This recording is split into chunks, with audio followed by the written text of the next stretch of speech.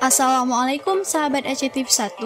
Hari ini kita akan mengulas sejarah tentang Masjid Indrapuri yang menjadi saksi bisu peradaban Islam hingga Perang Aceh. Salah satu bukti peradaban Islam di Aceh adalah Masjid Tuha Indrapuri. Letaknya persis di Bantara Krung, Aceh di Kedai Indrapuri, Kabupaten Aceh Besar. Masjid ini berada sekira 24 km dari kota Banda Aceh. Masjid Tuha Indrapuri memang memiliki daya tarik tersendiri baik dari sisi arsitekturnya yang masih sangat tradisional maupun sejarahnya. Masjid ini merupakan salah satu masjid kuno tertua di Aceh.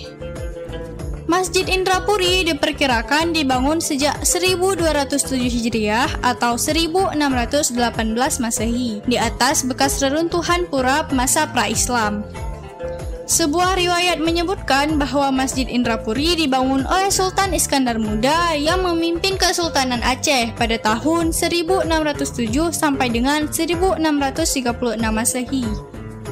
Konon, sebelum dibangun masjid, lokasi ini merupakan salah satu pura sekaligus benteng kerajaan Lamuri. Lamuri merupakan kerajaan Hindu-Buddha yang diyakini pernah berjaya di ujung pulau Sumatera. Sebelum masuknya pengaruh Islam, pura itu diperkirakan sudah ada sejak abad ke-10 Masehi.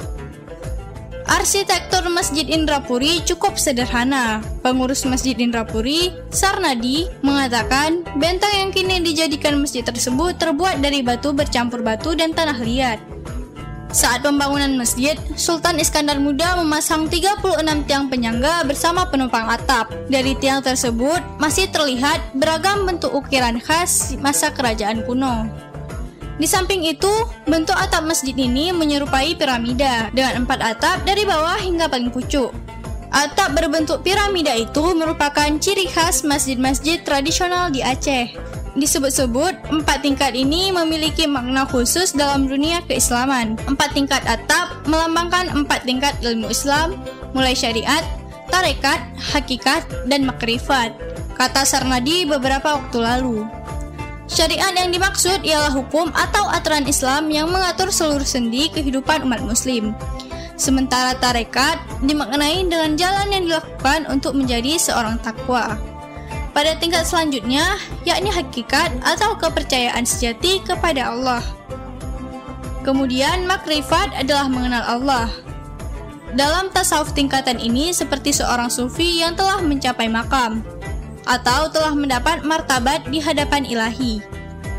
Masjid Indrapuri merupakan saksi bisu berbagai peristiwa penting sejarah, mulai dari jejak peradaban Hindu hingga masuk dan berkembangnya Islam di Aceh.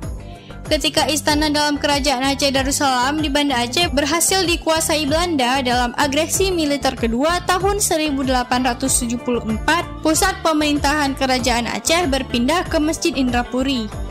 Karena istana sudah dikuasai musuh, Tuanku Alaiddin Muhammad Daud Shah yang saat itu masih sangat belia, dilantik sebagai Sultan Kerajaan Aceh di masjid ini pada 1978, menggantikan Sultan Alaiddin Mahmud Shah yang sudah meninggal. Daud Shah merupakan Sultan Aceh terakhir. Masjid Indrapuri juga menjadi basis pertahanan pasukan Aceh saat berperang melawan Belanda. Serdadu kolonial sempat menguasai masjid ini, namun pasukan Aceh berhasil merebutnya kembali lewat pertempuran sengit. Masjid Indrapuri kembali menjadi pusat ibadah sekaligus pengembangan ilmu keagamaan. Masjid Indrapuri dibangun tanpa ada paku baut, semuanya dengan kayu yang dipasak, benar-benar bangunan kuno. Banyak bangunan kuno tidak dipaku, hanya dipasak sesuai dengan zamannya saat itu. Masjid ini berdiri di area 33.875 meter persegi. Jika dilihat bangunan benteng, terdapat 3 lantai dengan lantai terakhir paling pucuk ialah bangunan masjid kuno di atas pura. Masjid Indrapuri. Denah bangunan berbentuk bujur sangkar, seukuran 2 kali lapangan voli. Keseluruhannya berkonstruksi kayu, dihiasi ukiran unik. Tinggi bangunannya mencapai 11,65 meter, memiliki 36 tiang penyangga. Di depan masjid yang sudah dipugar ini terdapat kolam tempat wudhu, khas masjid-masjid Aceh masa lalu. Berdasarkan kajian ilmiah, Masjid Indrapuri yang beratap triangle dan berkonstruksi kayu tersebut memiliki kenyamanan bagi orang yang berada di dalamnya. Selain lebih menyatu dengan alam tropis, juga banyak tingkat tekanan suara lebih baik. Pakar akustik dari Universitas Syiah Kuala, Banda Aceh, Dr. Zulfan mengatakan, salah satu pengaruh konstruksi dengan atap segitiga tersebut membuat suara dalam masjid ini terdengar lebih jelas dibanding dengan masjid berbentuk datar atau kubah.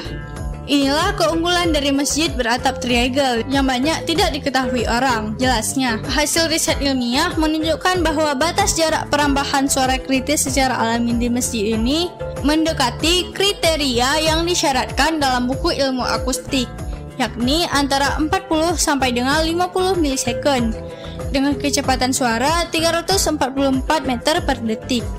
Sehingga jarak penambahan suara alaminya 13,76 hingga 17,12 meter.